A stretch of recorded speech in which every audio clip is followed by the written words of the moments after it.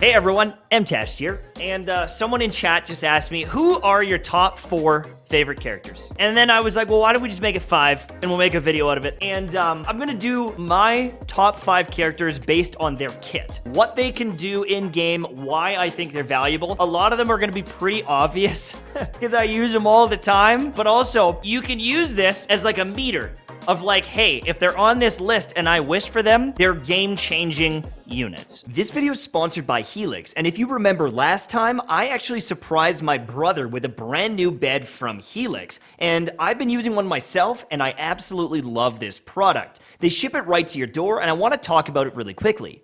We've got 3 of these mattresses in my family, and I'm a big fan. You can get them shipped right to your door, and you can even do a 100-night sleep trial or get a full refund. There are multiple styles, but personally, my cat made me get the Moonlight because it's so comfy.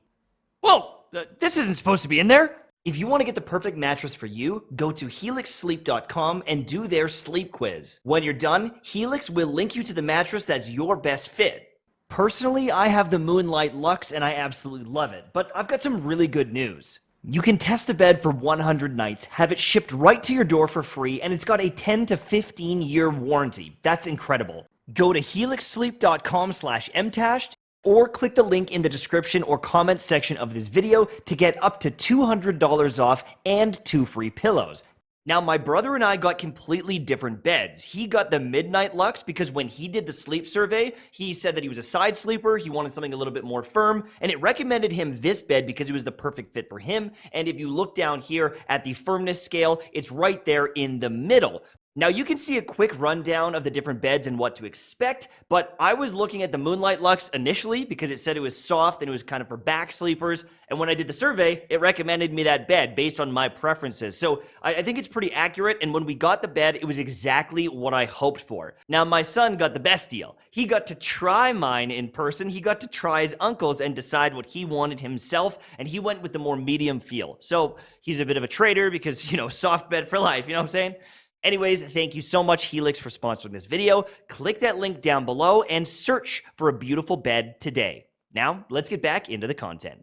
So, we're gonna go right from the top here. We've got Kazuha. Kazuha caught me off guard. I didn't realize how good he was, but I've fallen in love with this character. He's just so valuable in so many situations, and one of the big ones is this craftable weapon, the Iron Sting. This has a good base attack, 510, but it's got Elemental Mastery, which scales very nicely with his kit. But the fact that you can craft this and the materials, you're bound to get a few of them. You've got a guaranteed almost best-in-slot weapon for this character. Now, if you get Constellations, he goes from being amazing, literally amazing at C0, to borderline OP, carry your team god roll. He is so good that I'm contemplating saving for this character to get Constellations. C1 decreases your E cooldown by 10%, so you can spam it. But if you use your burst ability, it resets the cooldown, so you can spam it even more. So you can go E, Q, E, and just blow up everything in the game. It's insanity. You generate a ton of energy for your team, super valuable. And then C2, it takes him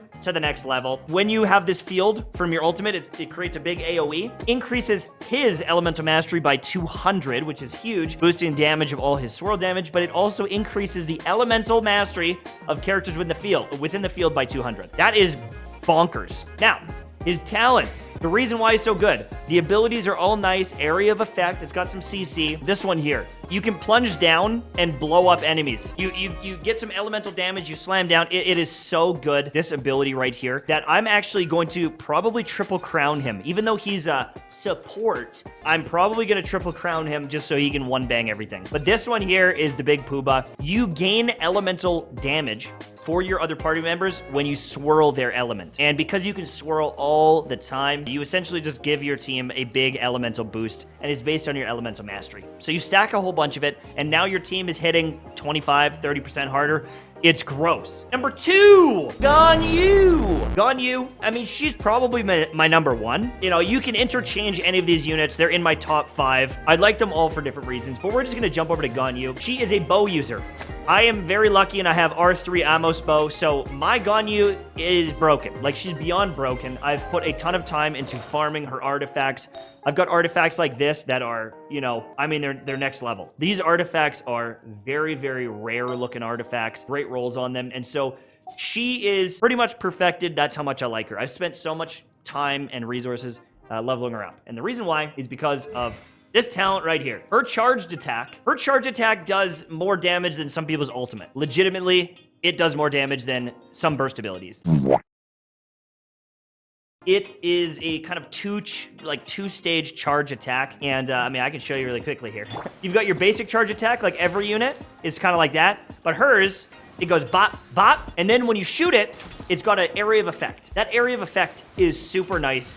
You can just shoot it in the middle of people. You can shoot it at the ground. It will proc and do a ton of damage. And so that alone is very valuable. But then she has an area of effect, celestial shower, that brings down ice everywhere. The thing is if enemies group up, all the enemies get a separate crystal, but each crystal has area of effect. And so this is I think it's called quadratic scaling. The more enemies that are in the circle and grouped up, the more damage it does, and it ramps up quickly. If you can group up enemies with someone like Kazuha or Venti, all of a sudden this thing hits like for 500% damage. Like it's just insanity. She also gets a bunch of free crit, and so yeah, she's kind of gross. She's kind of gross. Grants a bunch of cryo damage. Ganyu is probably the most versatile and OP DPS in the game. If I had to guess, because she's safe at a range, she's got tons of AoE, she's got a taunt. I don't know if anyone is truly better than her. Comparable maybe in damage, but I think she's just so far beyond everyone else. I would say that she's the mama pajama. Okay, so she's probably the number one, but now Bennett. Bennett is press this button and win the game. That's the best way to describe him. He grants you attack bonus based on his base attack, which is essentially giving you multiple artifacts worth of damage. Like it's like equipping a second weapon amount of damage. And I believe he actually gets another 20% damage or something like that somewhere. Maybe it's in my constellations. C1. Yeah, right here. Now, on top of giving you an insane amount of damage, he heals you like crazy. Like, it's almost impossible to die when standing in his ultimate. It's gross. And you don't even have to build him to heal. He just does. He just flat out heals like crazy. With constellations, he gets fractionally better, but C1 is the big one. As soon as you have C1, Bennett is now an S tier unit. He's the best. And so Bennett is just irreplaceable value on your team. There's not much more to say.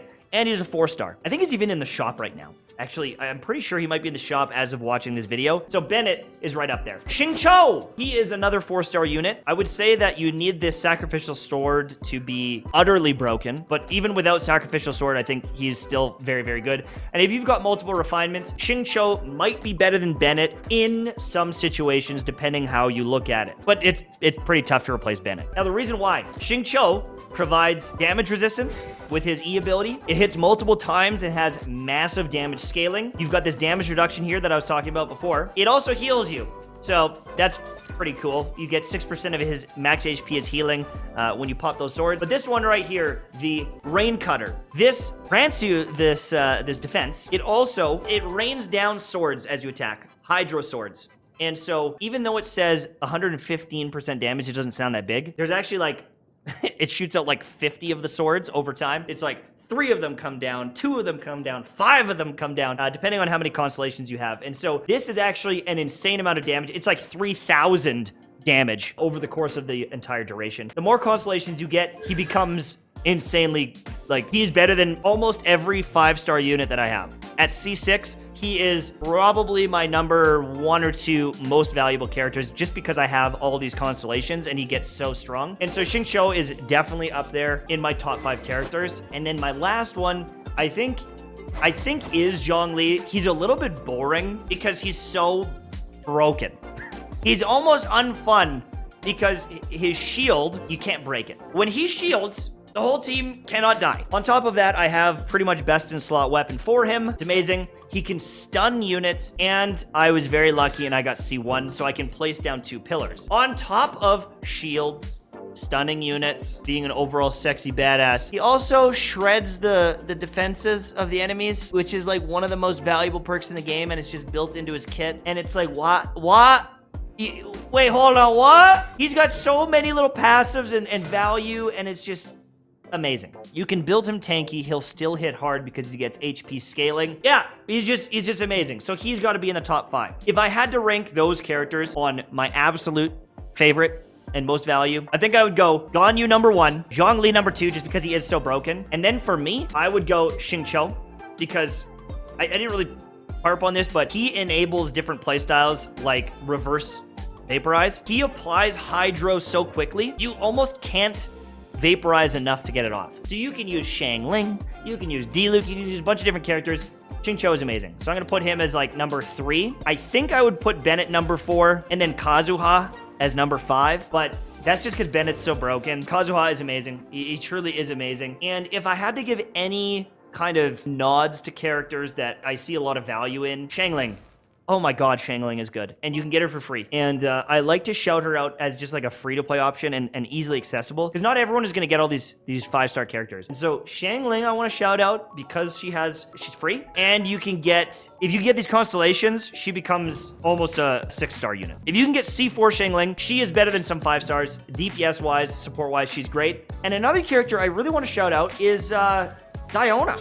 Some of you might have gotten her for free if you've been playing for a while, but with this sacrificial bow, she essentially has 100% uptime on shields, and she's got some heals. I don't think she's the best character in the game. She's just very valuable and easy to use. And so I'd like to shout her out because if you have her sitting around and you're looking for a shield unit, she's just like so simple. She's so simple to build and get a lot of value out of her, and I really like her. There's a lot in here that I could shout out and hype up for sure, but those are the ones that stand out for me for my kind of top 5 that I use. It doesn't necessarily mean they're the best, right? Even right now, there's a banner. We've got Hu Tao. Hu Tao is an insanely good unit. Funny enough, Diona's there. There's tons of great DPS units in the game, but I think I value units on them doing something different. Because a DPS unit is a DPS unit. No one is able to shred defenses the way that Kazuha does with his Venerer set. Increases swirl damage and reduces elemental resistance. He's shredding defenses. He's boosting elemental damage. He's pulling everyone in. He's constantly applying damage and value. He's just so stacked. If you look at Ganyu, just such crazy AoE and overall value. Like, she's a DPS on another level. And then, you know, Bennett, the amount of damage and healing he does all in one, he's irreplaceably good. Xingqiu, again, you know, I kind of mentioned him. There's lots of supports that can add some damage in, but he's doing damage reduction, a little bit of healing. Like, he is so good that I don't know if anyone can really do what he does to the level that he does it. And then again, Zhongli is like, he's got so many pieces of the kit that are so valuable that he just is above. There's other shielders, there's other units, but he's debuffing, shielding, he can do damage. Like, he's busted. So those are my picks. Thank you so much for watching.